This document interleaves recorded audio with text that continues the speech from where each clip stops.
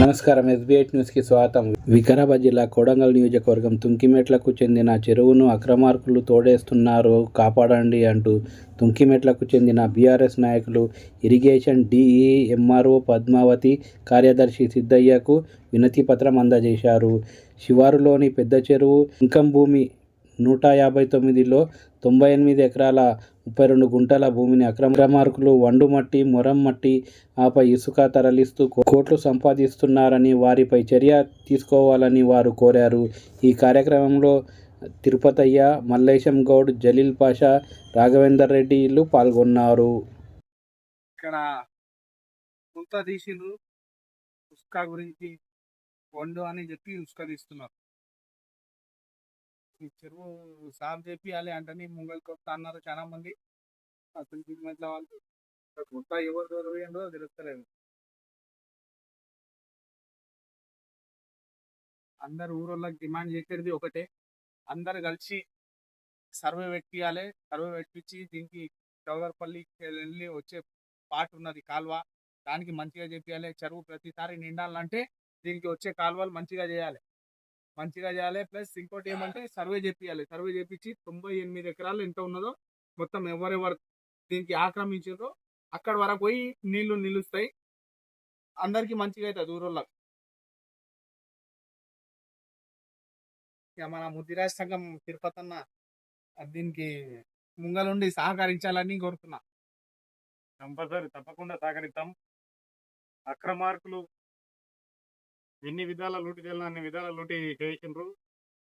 మన గ్రామ ప్రజలకు ఒకటే ఏందనగా, ప్రతి గ్రామ ప్రజలు ఇందులో తన వంతు భాగ్యస్వాములై ఉండాలి. ఇది మనకు చెరువు ఉన్నది ఒకటే వనరు కాబట్టి ఎవరన్నా ఇండ్లు కట్టినా, ఎవరన్నా ఏమన్నా చేసినా ఇక్కడ వెళ్ళి మట్టి కొట్టుకోవడానికి ఊరు వాళ్ళకే హక్కు ఉంటుంది. కాబట్టి అక్రమార్కులు ఈరోజు చీకటిలో ఉన్న ఎవరికి తెలియకుండానో మరి భయగ్రతంగానో తెలియదు, కానీ ఇక్కడ గుంతలు అయితే దగ్గర దగ్గర 50 లక్షల వరకు మట్టిని తరలించడం జరిగింది. మరి ఎవరికి తరలించరు, మరి ఎక్కడ తరలించరు, ఏమన్నా గ్రామ పంచాయతీ నుంచి పర్మిషన్ తీసుకొని కొట్టారా, మరి ఎవరిని కొట్టారు, వ్యక్తిగతంగా కొట్టుకున్నారా, ఎక్కడ కొట్టుకున్నారో అర్థమైతే లేదు. ఎక్కడ చూసినా చిల్లర గుంతలే. వ్యవసాయం చేసే భూములకు ఒండ్రు మట్టి కొట్టుకునే హక్కు ఉంది, కానీ పరిశ్రమలకు, రోడ్లకు మట్టిని తరలించే హక్కు ఎవరికి లేదు.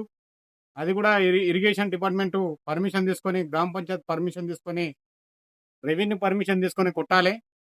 అది ఎక్కడ మరి ఎవరికి కొట్టిర్రు, మరి దానం మట్టి దగ్గర దగ్గర ఒక 50 లక్షల మట్టి పెద్దకెళ్ళి లూటి జరిగింది.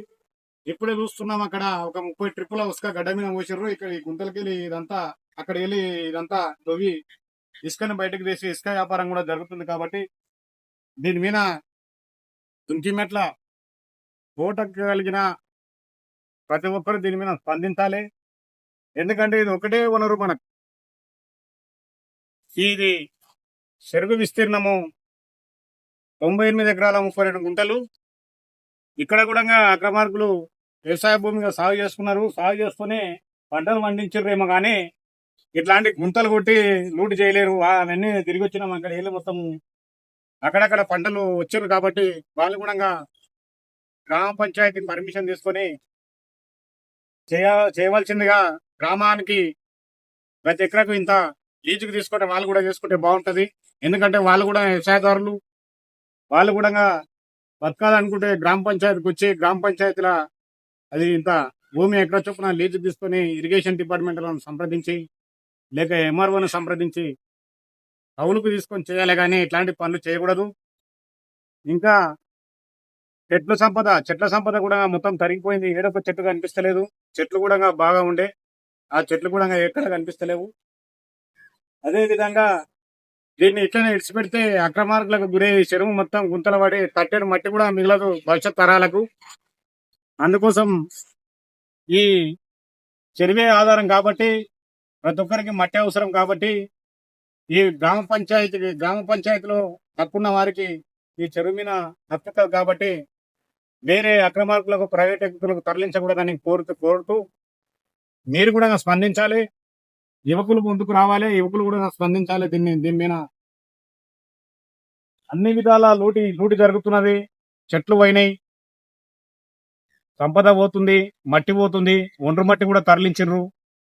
అవన్నీ చూస్తే భవిష్యత్ తరాలకి 10 సంవత్సరాలలో చెరువు మొత్తం లూటి అవుతుందని కోరుకుంటూ ప్రతి ఒక్కరు దీని మీద స్పందించాలని మనం చేస్తున్నాం.